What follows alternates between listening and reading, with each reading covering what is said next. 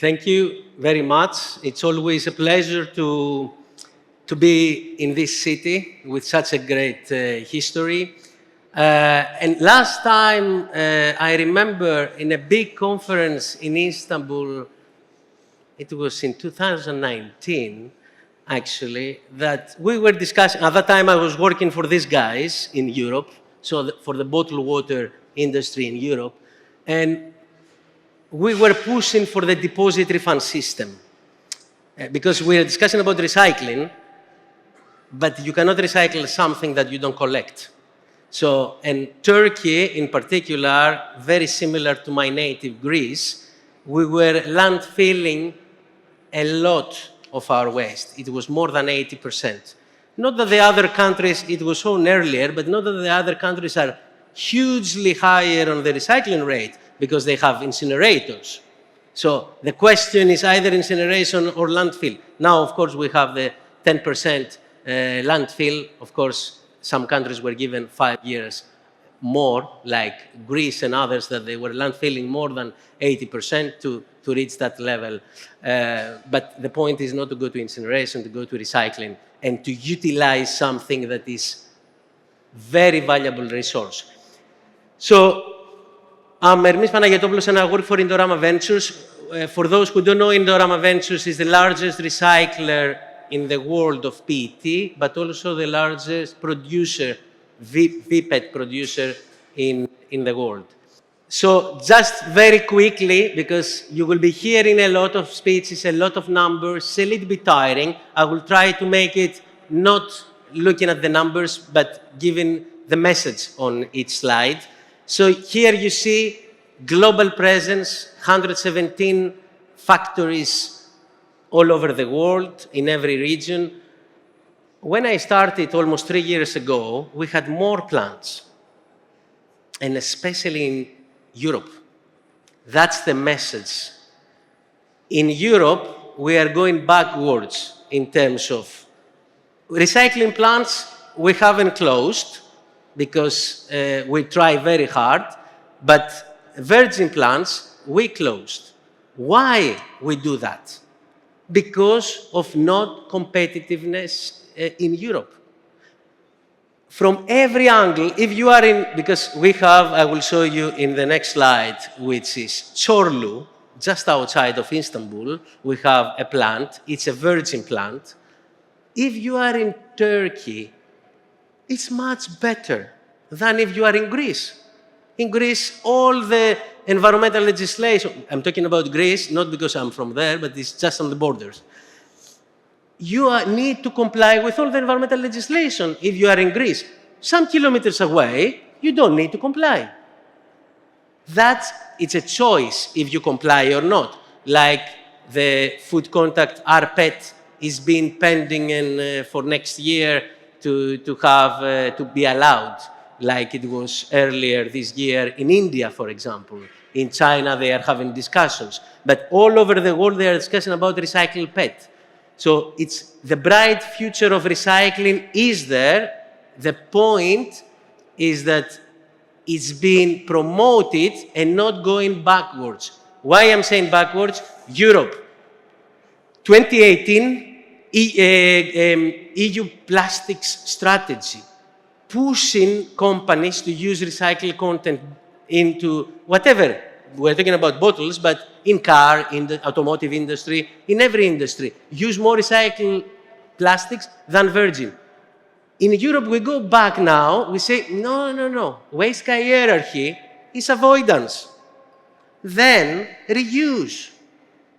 Then if you cannot avoid or reuse, then you go to recycling. So it's going backwards for the recycling in Europe because of environmental legislation, despite the 25% RPET from a single-use plastics directive or the 65% in 2040 from packaging and packaging waste regulation that passed early this year.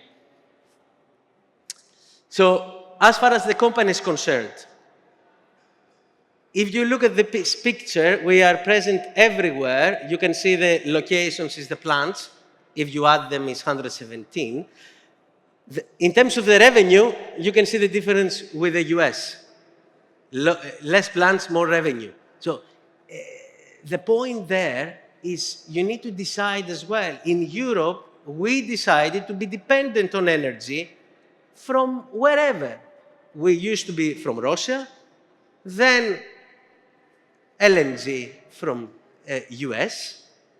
The US were buying natural gas in the past from Russia. Now they don't anymore because they have shale gas, the fracking. In Europe, we decided it's not environmental friendly, and that's true. It's not environmental friendly, but brings the price of energy down. So we are not competitive in Europe. And the competitiveness gap can be energy related, but also there can be raw materials that we are not competitive towards Asia or the United States. And that's the reason why we have some plant closures in Europe.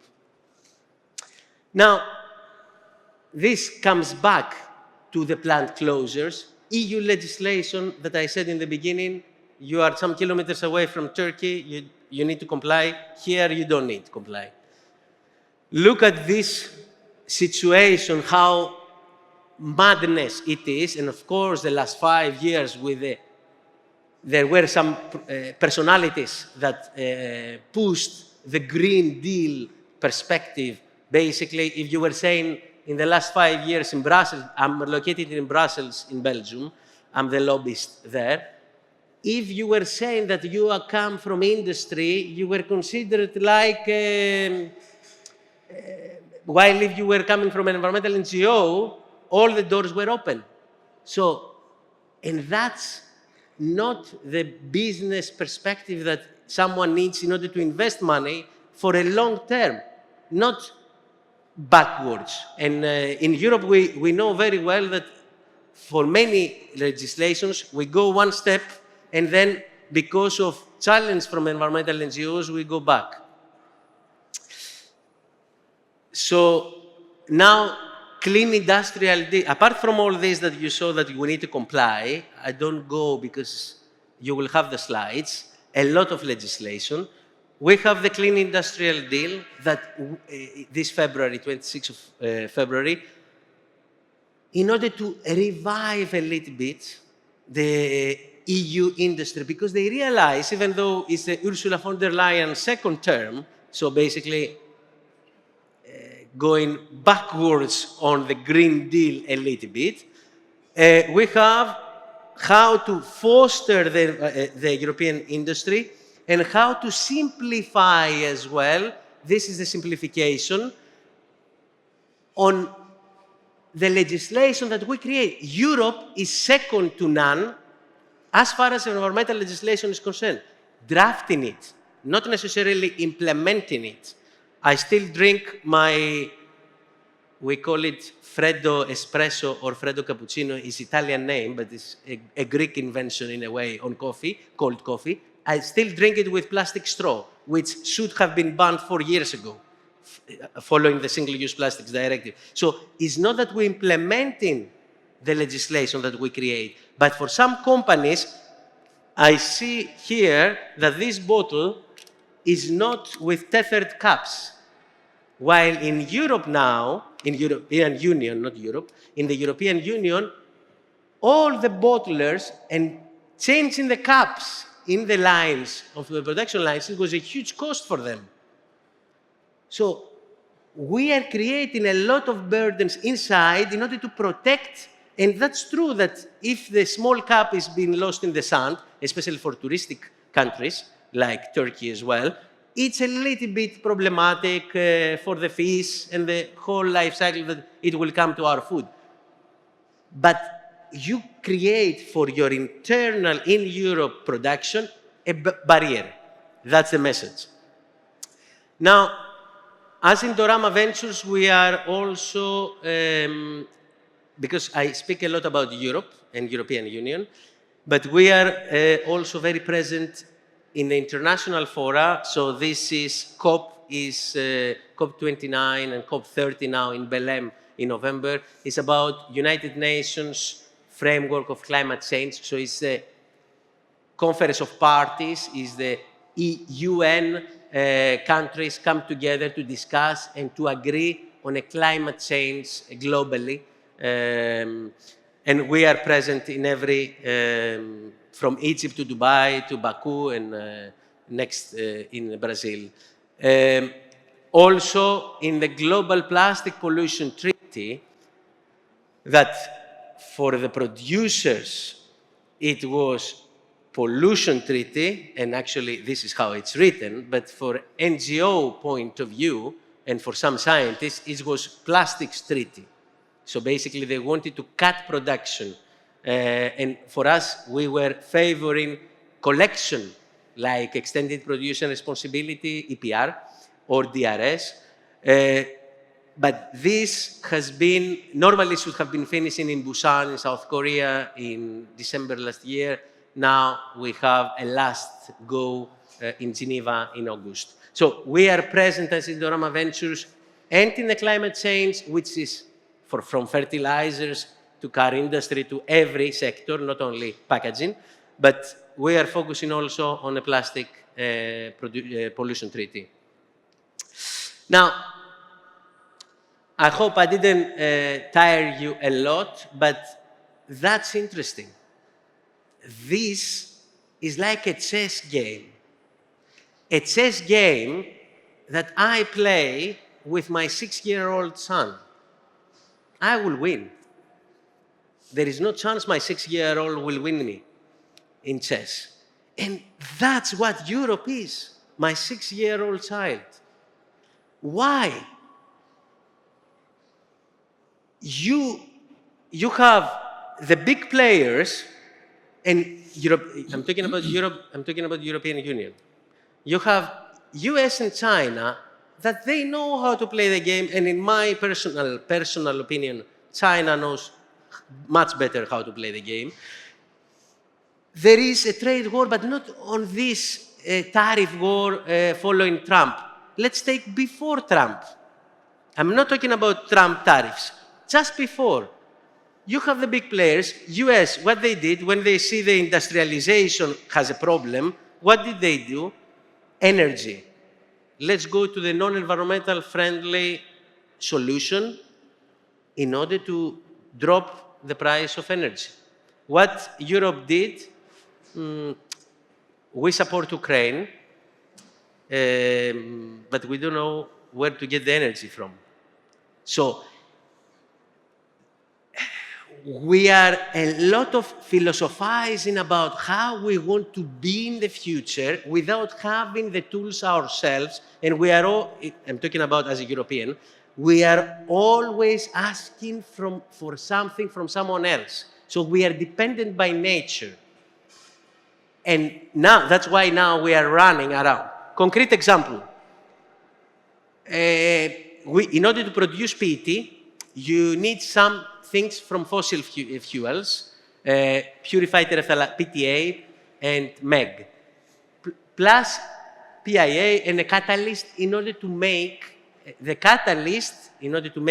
final resin of PET, we use antimony trioxide, but let's say antimony. Antimony is an EU critical raw material, is in the list of EU critical raw materials. China controls 55% of the global antimony. 55% of the global antimony is controlled by China. So, and what did they do? In September 2024, that's why I said, in my personal opinion, they know how to play the game very well. They did a ban or export restriction on antimony. What is the impact of that? I said 55% controlled by China, 45% by others. All the world needs to get the 45 pie, which supply-demand, higher price. So that means that in Europe, we have the problem of much higher cost in order to make our resin, much higher cost. So this is raw material. Taking into account that energy, we are nowhere compared to US or China, what competitiveness we're talking about.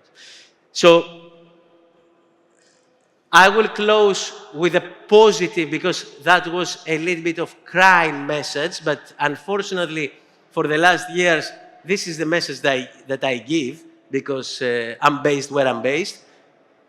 Education. It's very important to have an education part as well, and that's what Indorama Ventures is doing with Yunus Foundation, because we said, you have, in parallel to the economic incentive, deposit refund system, the fact that you put, since January, if I'm not mistaken, this here, it's very, very important. And actually, you don't need education, because when it's painful in the pocket, it will be done. So education in parallel is very important. And what is this? It's an open source. WasteHeroEducation.com is a teaching materials from teachers to school kids from kindergarten to university. In university, you speak about SDGs, Sustainable Development Goals. In kindergarten, you speak that this goes here, this goes here, simply. So it's a very good open source, and my company was promoting that all over the world, with high results of reaching out almost 400,000 people. So with that, thank you very much for your attention. Thank you.